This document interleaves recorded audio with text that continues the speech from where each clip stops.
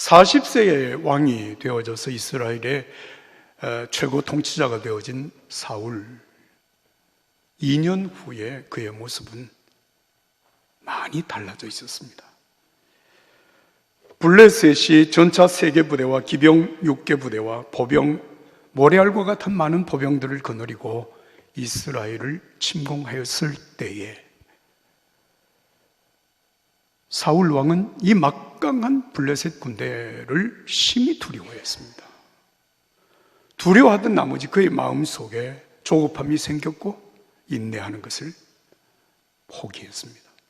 까닭은 전쟁에 나가기 위하여서는 반드시 사무엘이 와서 하나님 앞에 번제를 드린 이후에 전쟁에 나가야 할 것인데 사무엘이 오리라고 약속한 여세 동안 사무엘이 나타나지 않습니다.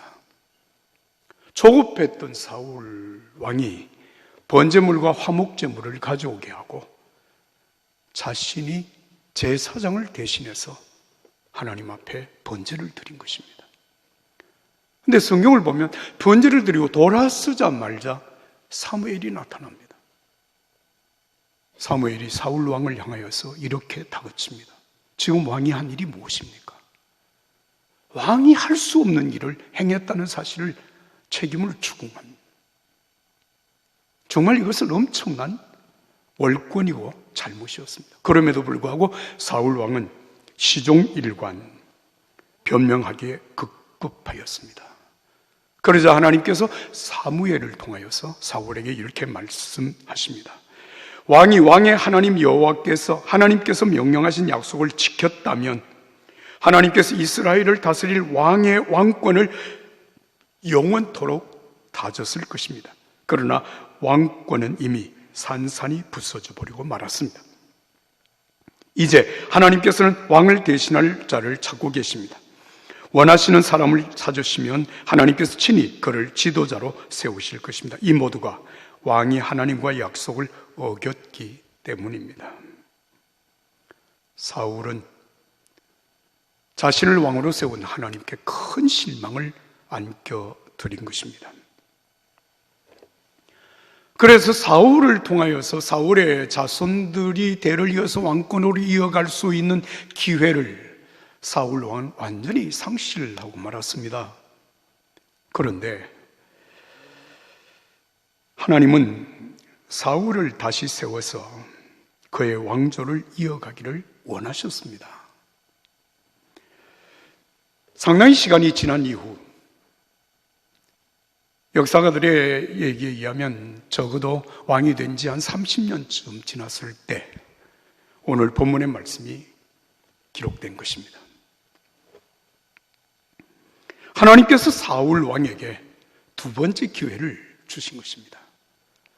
아말렉과의 전투를 통하여서 정말 사울이 하나님께 순종하는가, 믿음으로 제대로 하는가 하지 않는가를 하나님께서 시험하기 위하여서 사무엘상 15장에 아말렉과의 전투의 기회를 주셨다라고 하는 것이 소중한 말씀입니다. 여러분 1절부터 3절까지 말씀을 보면 왕께 기름을 부으신 하나님께서 사울 왕에게 명령하십니다. 아말렉과 전투를 하고 왕을 비롯한 모든 아말렉 사람들과 모든 짐승들은 진멸하라.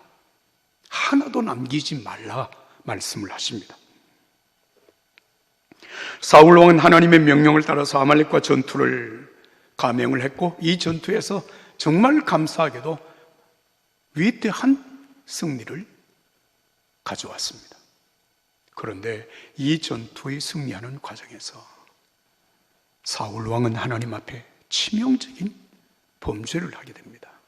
전쟁에 승리하는 이 과정에서 사울 왕은 하찮은 것, 가치 없는 것들은 다 진멸하였으나 귀한 것, 좋은 것, 가장 좋은 것들은 다 남겼습니다. 이 일을 보신 하나님께서 몹시 실망하시며 사신 말씀이 10절과 11절에 기록이 되어 있는데요. 하나님께서 사울을 왕으로 세우신 것을 몹시 후회하셨다. 그는 더 이상 하나님의 명령을 순종하지 않았기 때문이다. 이렇게 말씀하십니다. 자, 그 일로 말미암아서 하나님께서 하신 말씀, 오늘 우리가 읽은 17절부터 28절까지의 말씀인데, 사실 하나님은 이 아말렉과의 전투를 통하여서 사울 왕을 다시 세워서 사울의 왕조를 이어갈 것인가, 아니면 사울 왕에게서 모든 것이 끝나고 새로운 왕조를 세울 것인가를 하나님이 결정하실 소중한 기회였습니다. 이 두 번째 기회에서 하나님은 무엇을 원하셨을까? 하나님 무엇을 사울에게서 보기를 원하셨을까요? 한 유명한 선교단체에서 해외 선교사를 파송할 선교사들을 선발하는 과정을 진행하고 있었습니다. 1차 필기시험을 통하여서 선교사로 지망하는 사람들의 신학적인 소양을 점검하고 합격한 사람들을 개별적인 면담을 통하여서 그들이 과연 선교사로서 합당한 역할을 감당할 수 있을지를 테스트를 하게 되었습니다. 그런데 면접시험을 보러 간 한 선교사 지망생이 면접시험 장소로 간 것은 아주 외딴 지역에 있는 한 사무실이었고, 가는 그날은 아주 몹시 추운 겨울날 이른 새벽이었습니다. 그런데 이 선교사 지망생이 그 면접 장소에 도착을 한 그 이른 시간에 사무실 문은 굳게 닫혀 있었고, 그 추운 날씨에 밖에서 떨면서 시간을 기다려야 했습니다. 그렇게 시간을 한참 기다리고 있는데 늦은 시간에 면접관이 나타나서 문을 열고 들어가서는 미안하다고는 말 한마디도 하지 아니하고 면접을 진행했습니다. 근데 면접의 내용이 아주 하찮은, 그냥 아주 기본적인 몇 가지 질문을 하고 면접을 끝냈습니다. 면접을 마치고 돌아오는 이 선교사가 생각을 해보니까 참 기가 막히는 일이란 말이죠. 필기시험은 고사하고 면접시험을 이렇게 진행한다고 하는 것이 이해가 되질 않았습니다. 적어도 면접관이 늦게 왔으면 미안하다고 하는 말 한마디 정도는 했어야 되지 않느냐는 거죠. 그리고 질문하는 내용이 그래도 뭐 선교사로서 다짐을 받고 대단한 것들을 묻는 줄 알았더니 아주 하찮은 기초적인 몇 가지 질문을 끝냈다면 이게 도대체 무슨 짓이냐, 이렇게 생각을 하고 있었는데 며칠 후에 통지가 왔어요. 그 통지 내용이 뭔가 하면, 당신은 선교사 지망 모든 과정에 합격을 하였으니 앞으로 선교사로서 헌신을 해 주십사 라고 하는 합격 통지서였습니다. 도무지 이해가 되질 않았습니다. 그런데 후에야 깨닫게 되었습니다. 면접이 사실 필기시험보다 훨씬 더 중요하다고 하는 사실을 모두가 알고 있는 그 상황인데,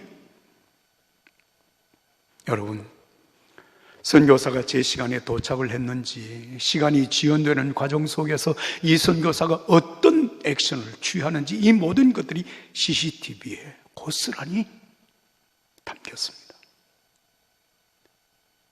면접관이 면접을 통해서 그 사람을 결정하게 된 것은 몇 가지 질문을 통해서 대답을 어떻게 하느냐보다 더 중요하게 생각했던 것은 제 시간을 지켰는지, 그 추운 겨울에 바깥에서 시간을 지키지 않는 면접관에 대하여 그가 어떤 액션을 보였는지, 그 모든 것들이 면접 과정에서 소중하게 체크가 된 것이었습니다. 여러분, 왜 이 선교사 지망생이 이런 면접을 거친 것일까요? 여러분, 물론 모든 목회자들이 그렇습니다만 선교사들은 선교 현장을 가게 되면 선교사들의 삶을 감독하거나 주변에서 그를 지켜보는 사람들이 사실상 거의 없습니다. 모든 순간 자기 스스로 자기를 지켜야 되고, 자기 스스로 그 모든 어려운 상황을 자기가 판단하고 결단하고 행동해야 되는 이 소중한 과정들이 선교사들에게는 생명처럼 소중한 것입니다. 그래서 면접하기 전에 그가 도착하는 시간, 그리고 그가 그 선교사 면접을 하는 면접관이 도착하기 전에 그 상황 속에 불평할 수밖에 없는 상황이지만 그 상황에서 그가 어떻게 대처했는가라고 하는 것을 점검했다라고 하는 얘기죠.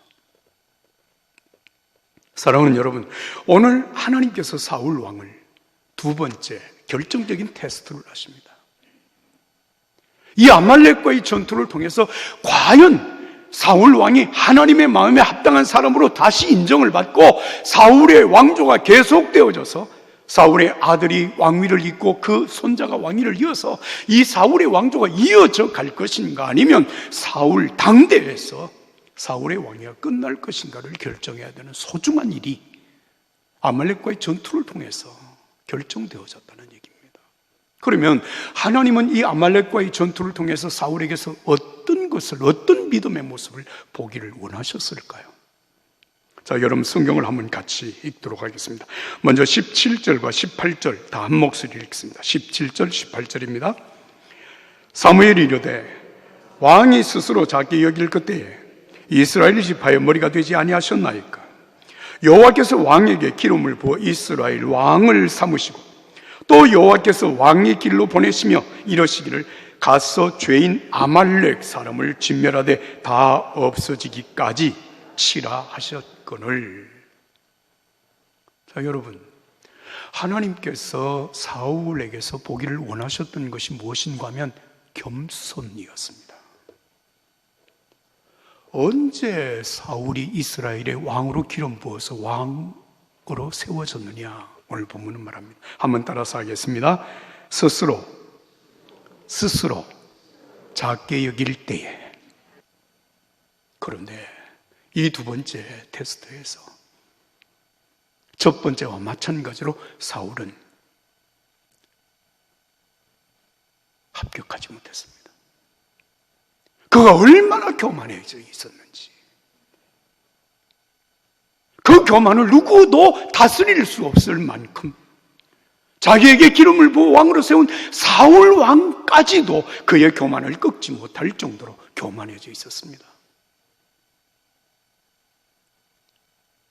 사울은 더 이상 희망이 없는 존재가 된 것입니다. 그런데 하나님은 또 한 가지를 보셨습니다. 여러분 말씀을 19절 읽도록 하겠습니다. 19절 다 같이 읽습니다. 시작. 어찌하여 왕이 여호와의 목소리를 청종하지 아니하고 탈취하기에만 급하여 여호와께서 악하게 여기시는 일을 행하였나이까? 하나님 뭘 보시길 원하셨습니까? 순종입니다. 하나님의 명령을 순종하는지 하지 않는지를 하나님은 사울에게서 보기를 원하셨습니다. 그런데 사울은 탈취하기에 급하여 하나님의 명령을 어겼다는 것입니다. 무슨 말씀입니까? 자기의 욕심을 채우기에 급급해서 하나님의 말씀은 뒷전으로 미루었다는 얘기입니다.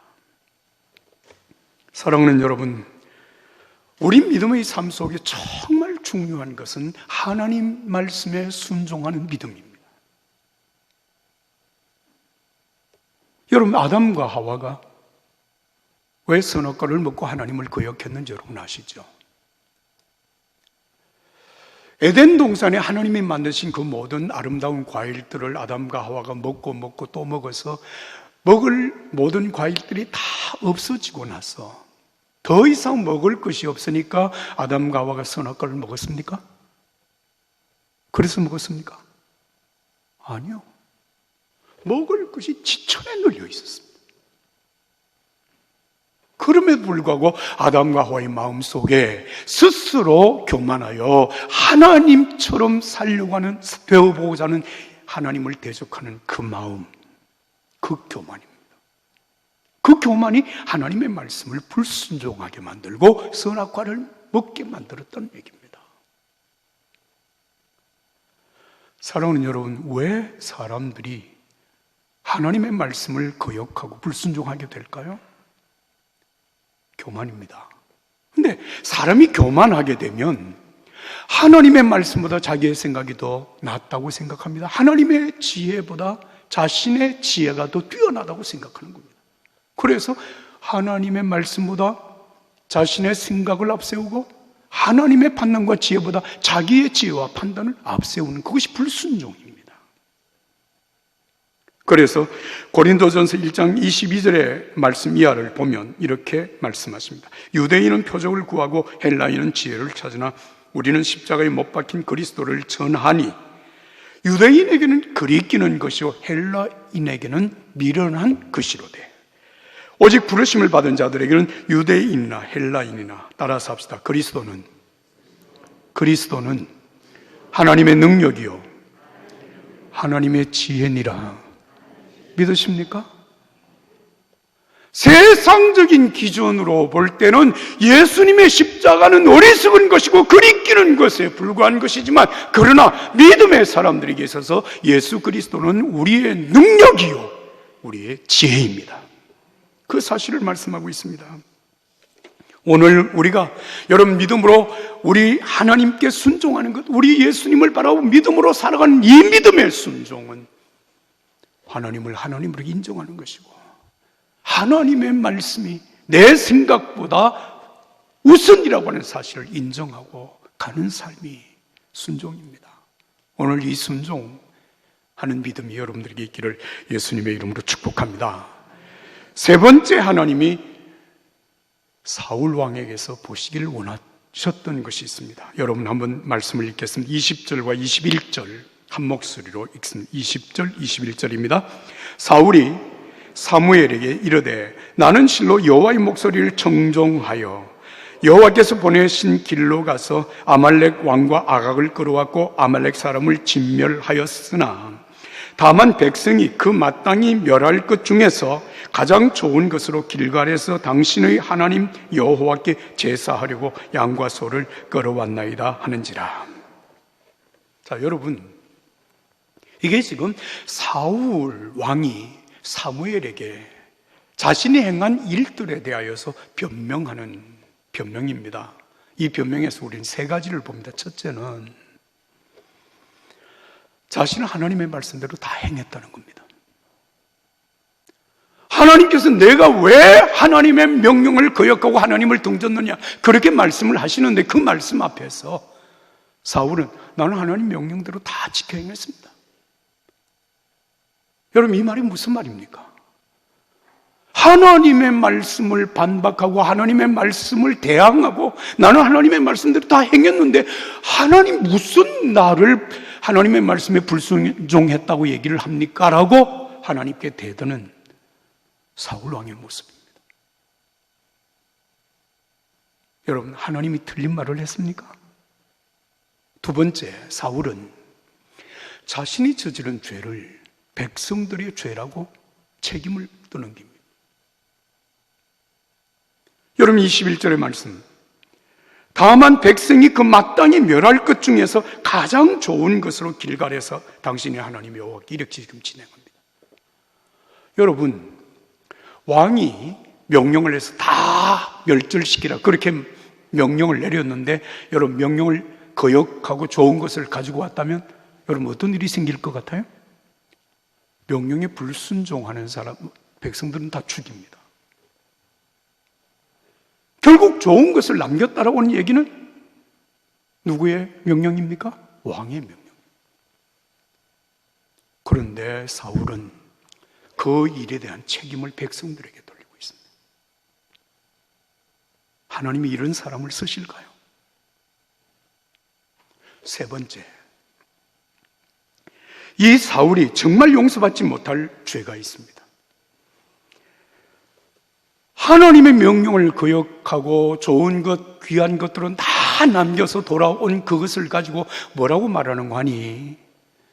하나님께 제사를 드리기 위하여서 남겼다는 얘기를 합니다. 무슨 얘기입니까? 자신의 잘못된 행위가 하나님의 영광을 위한 것이라는 거예요. 하나님께 예배 드리기 위해서 제물을 드리기 위한 것이라는 거예요. 이거 정말 흉악한 죄악입니다.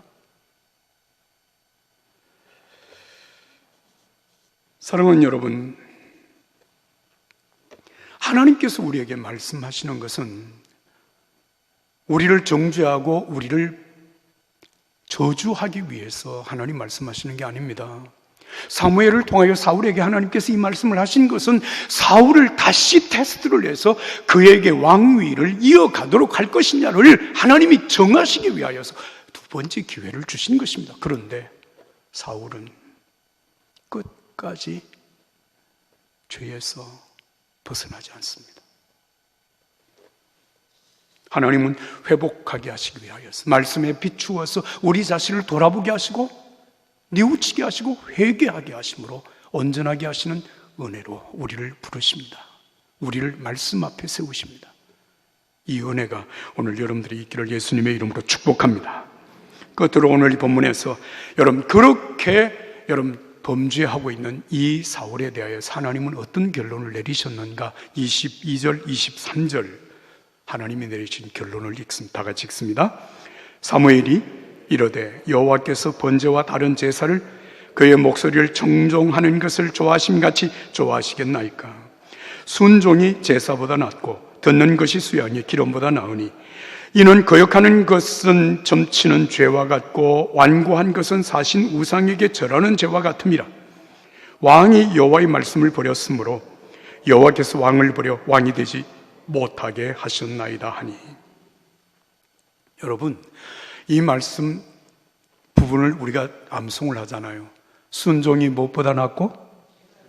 우리가 다 암송하고 있는 구절이거든요. 그러나 사실은 이 말씀은 굉장히 두려운 말씀입니다.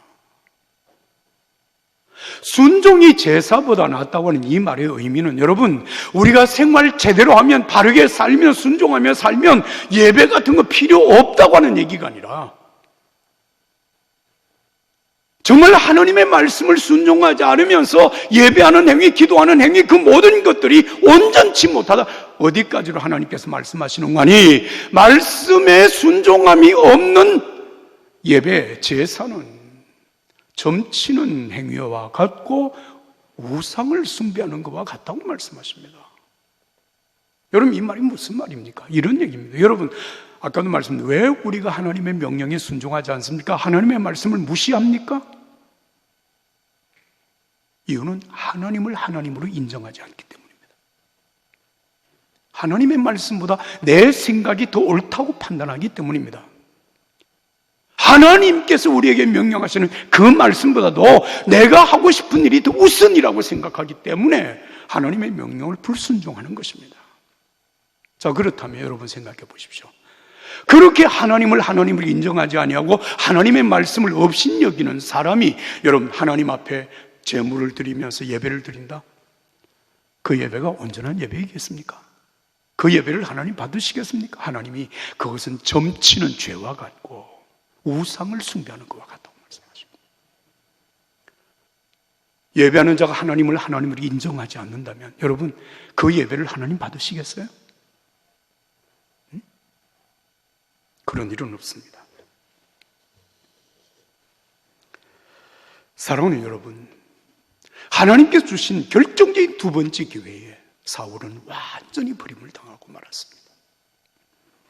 여러분, 회복이라고 하는 것 시간이 가면 저절로 이루어지는 것 아닙니다.